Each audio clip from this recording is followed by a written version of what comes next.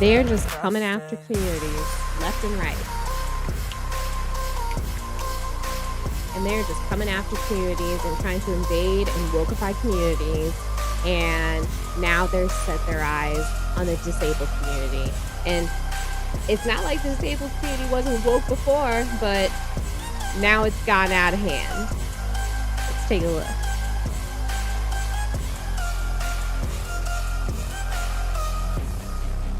So bitch, I better love me. Look what I'm becoming. In my mind I'm running all around circles. Better thoughts are coming. Hello, beautiful people. Welcome to Alex Unqualified. My name is Alex, and I'm unqualified to give you any advice, but I hope you listen anyway. This show's a little bit about anything, and nothing all in between. So let's rub the chili pepper, the manokio for some good luck because people might come for me on this one. My own community might come for me on this one. So just, just pray for me. And because I might be nobody's fan this time. And yeah, I scrolled across a TikTok posted by Libs of TikTok on the Twitter sphere or the X sphere or whatever you want to call it. But I scrolled across it on X and or I'll just say I scrolled across it on the ether. I like to call X the ether. And I scrolled across it and it kind of pissed me off because she was making absolutely no sense, this lady. And she was saying that why can't disabled people qualify as refugees, basically. Lunacy. Lunacy. So I want to show you the TikTok. Let's break it down. And then I pulled up a few websites to show this lady how much of a stupid she is. So yeah, let's look at this TikTok. All right, beautiful people. This is the post posted by Libs of TikTok. TikToker claims that the US is actively trying to delete disabled people and thinks she should be considered a refuge of the US healthcare system. Are you serious? She actually thinks she can't freely leave the US, but who is stopping her? Okay. Bye, Felicia. Let's listen to it. Why can't disabled people leave the United States and be granted citizenship on the basis of being persecuted for being disabled? Like, it's clear to anyone who's disabled right now that the United States is actively trying to kill us. They want us to die, and I don't understand why I can't flee the country Where's because of your it. proof? Like, I was literally born this way. This wasn't something that I chose. This is something that just happened. And I should live in poverty forever and potentially die at a young age from preventable disease because I can't afford healthcare. Like, I've literally had to pick between medication and treatment or eating before. How is that not considered like an international crisis? And why can't I leave as like a disabled refugee of the United States healthcare system? On one hand, you could say it's because my life isn't being actively threatened, but I kind of feel like it is. Why can't disabled I'm going to give a really hot, spicy take. Okay. It's going to be spicy. Okay. Why don't you focus on blaming all the immigrants that are coming into the United States and stealing Social Security from people who are disabled like us? Yeah, we can't help being born this way, but the US is not trying to actively kill us. The US hasn't tried to actively kill us since the 1960s. That's when they stopped sterilizing and lobotomizing epileptics. At least that's as far as I know. That's, maybe Willowbrook is, when they stopped insane asylums, the horrible, horrible insane asylums where they would mistreat disabled people. I don't know. Maybe. But do you really think that people in other countries do you really think other countries are gonna treat disabled people any better? I don't think so. Don't you realize that in other countries, when you're disabled, they just leave you to die? Do you realize that I realize that if I was still in Colombia, and I say that Colombia, if I was still in Colombia, I would probably be one of the people who's walking across the border right now, and that's if I would even still be alive. Whether I still would have been born, first of all, because my bio grandmother wanted me aborted. That's the only way she would have actually let my mother live with them, is if she aborted me. But even if I was born and stayed in Colombia, unless I was born into a very rich family, because there's a caste system in Colombia, and thank God I'm of light skin, because the lighter you are in Colombia, the better chances you have of being of a social hierarchy. Because, dark skins and light skins don't mix together. And that's as far as I know. But, don't quote me on that because I'm not from Colombia. If anybody's Colombian, please let me know. But otherwise, I I am so embarrassed by this. I am so embarrassed by this because this is ridiculous. Who's stopping you from leaving the United States? You want to leave the United States? Go. Go. Because you're gonna delete yourself. You're gonna delete yourself by choice because you're not gonna get any better healthcare system. You wanna go to Canada? Ask my friend. She's been waiting for a primary care doctor for, like, what? How many years? Like, 5 years? They've been waiting for a primary care doctor? Thank God she has a specialist, because she has a disability herself, my best friend. And so she has a disability herself, and so thank God she has a specialist, but, they don't have a primary care doctor. If I lived in Canada, I would not have healthcare, probably. Well, I would have healthcare, but, like, I don't know what they have, like, Maple? I don't know. If you're Canadian, please explain to me, I wanna know. But the fact that she says they are actively trying to kill disabled people in the United States, this is the problem. This is the lunacy that they have on the left, where they think that everything is coming to an end. The world is coming to an end. It's a genocide. Like the government is after us. The genocide is upon us. They think these horrible thoughts, and I don't understand why. It's them. They're the ones who are gaslighting themselves into thinking this. I don't understand. I mean, the rest of us just want to live peacefully. But oh my god. You sicken me, lady. You sicken me. And then I pulled up, let's see. I pulled up a few articles. Let's get into those. Of can because I want to school this lady. So just give me a second and we'll school her. Okay. So this to qualify as a refugee, you must meet the following criteria. Be located outside the United States. So this is for this is for outside the United States. But I just want to say what makes you qualify as a refugee.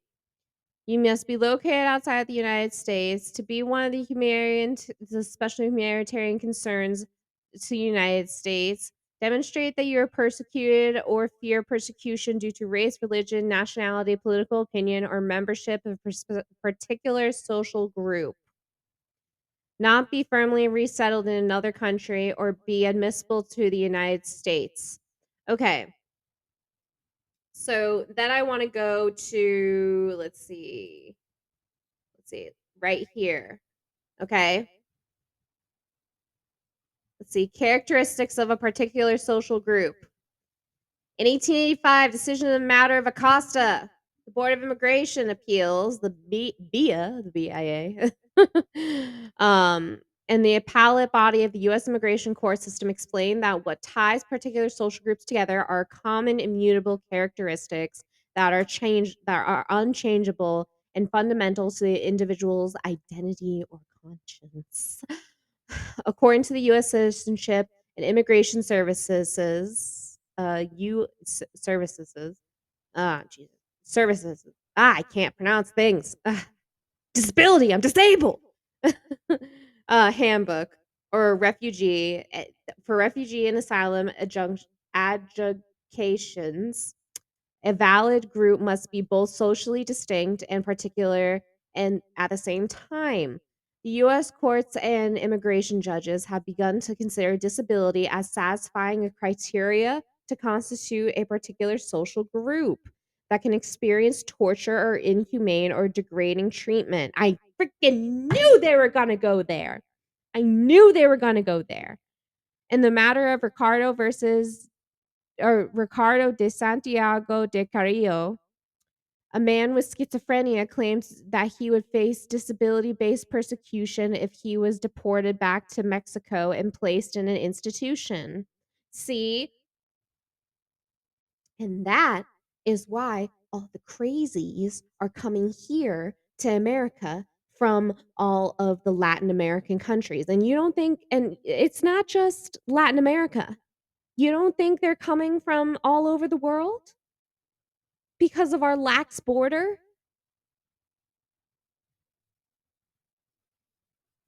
I mean, my father would tell me stories. He would say, you know, your grandmother has been here since, she's been grandfathered in since your great great grandfather or whatever came here to Ellis Island. Meanwhile, the Russians walk off the boat and they get their health care and their supplies and they get all the help and aid that they need. Meanwhile, my mother's struggling and she's a US citizen. So it's not just Mexicans and it's not just, Latin Americans. It's from all over the country and they're coming in all over the world. Anyway, so let's see. With this case, the BIA established for the first time that in 2000 that disability, specifically people with serious mental illness, can constitute membership of a particular social group for the purpose of receiving asylum. However, the BIA has not taken a uniform approach to determining what constitute a particular social group for disability-based asylum claims. For example, in Raffington versus Immigration and Naturalization Service (NIS), the BIA denied a motion to reopen an asylum claim because mentally ill female Jamaican women are too large and diverse group to qualify. Racist.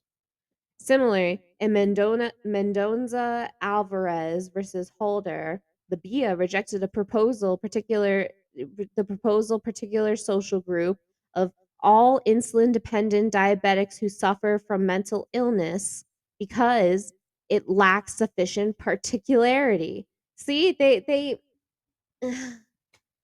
so they say some disables are part of the social group, and then they say some disables aren't part of the social group. So you're saying that some disables are worth asylum and other disabled aren't?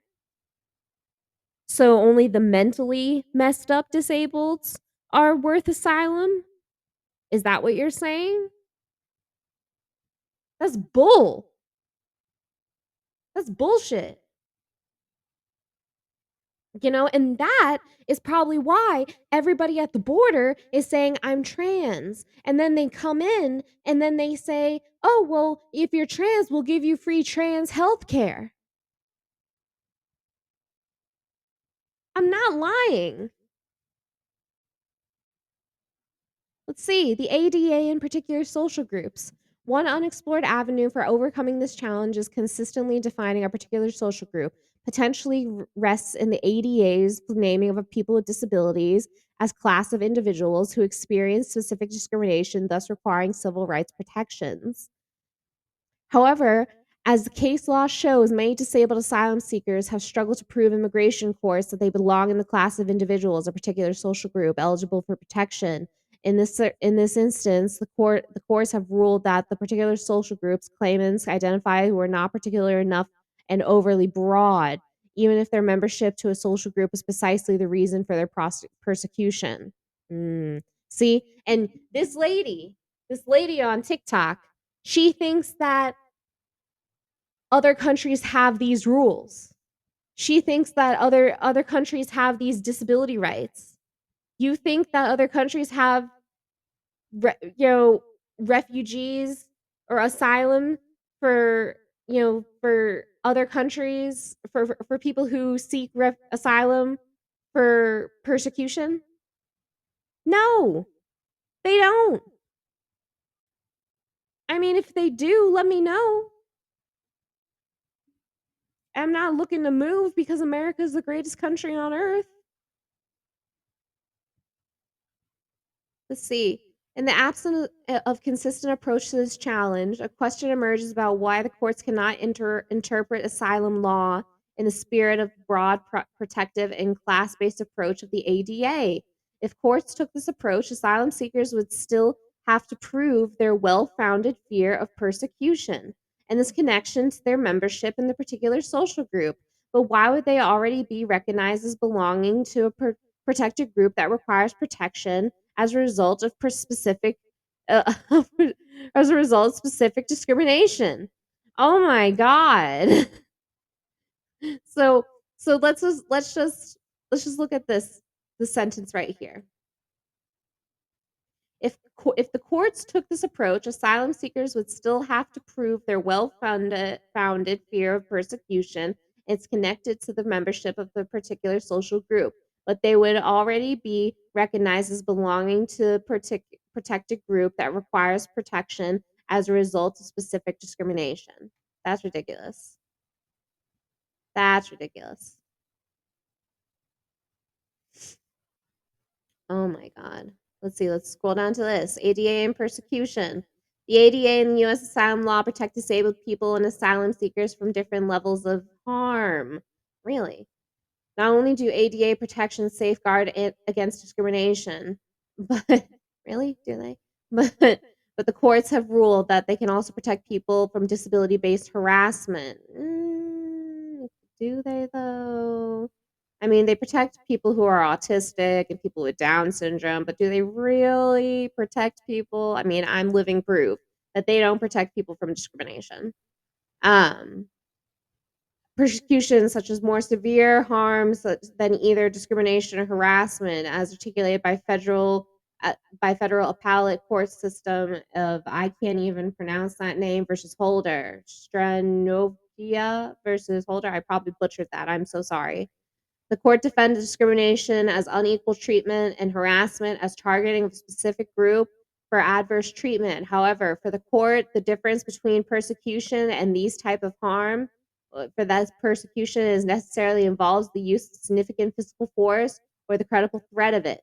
Importantly, for the person receiving asylum, experiences of discrimination and harassment by themselves do not amount to persecution. What?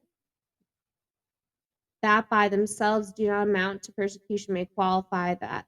Oh, okay. So if they're saying if you're self harming yourself, that's not persecution.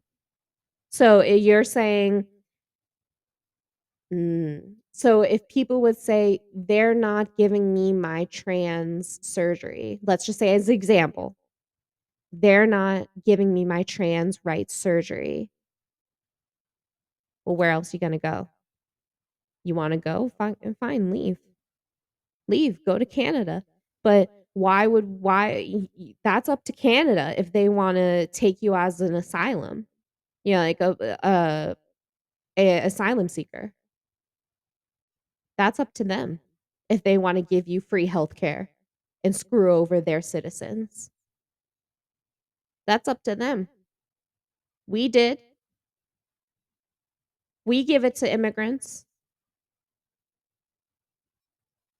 It really pisses me off that they put, people who come into this country illegally over their own people, and it includes people who are disabled, and mainly people who are disabled and people who are 65 and older. People who are on Medicare, Medicaid. It really screws those people over. So, yeah. I just wanted to come on here and I wanted to, claiming amount of torture. Asylum seekers may also seek limited integration, relief through the Convention Against Torture and other cruel, humane, or degrading treatment or punishment. See, and this is all stuff about disability rights within the US. Okay? Like, so you think that does this lady think that the other countries have these laws? No. I just gave the example. No. You think Colombia has these kind of laws? No, they leave you in the street to die probably. I mean, like I said, if you're from Colombia and you know the healthcare system, let me know. Let me know. But, if everybody's leaving their country and if everybody's leaving because they're in a time of crisis and a time of war, then and they're coming here because we have such a good country, then the writing's on the wall. Why would you escape because the US is trying to kill disabled people? No, no they're not. No, they're not. If anything, they're trying to make healthy people disabled so they're actually patients of big pharma for the rest of their life. That's what they're trying to do. So, yeah. So, yeah. I just wanted to get on and, let you guys know that's what I found out in the ether, in the Twitter sphere. And, it really, really, just ticked me off. And because you think you have it so bad and this is the greatest country in the world and you think you have it so bad, fine, then leave. Bye. Bye, Felicia.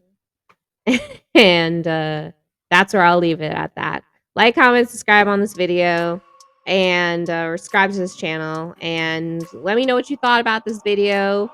Leave a comment, and let's get a conversation started. All right? Hasta la pasta, baby. Bye. Turns out with the painful scenes, I need to scream out loud, I can't stop me. I wanna be the greatest like Rocky, I leave them all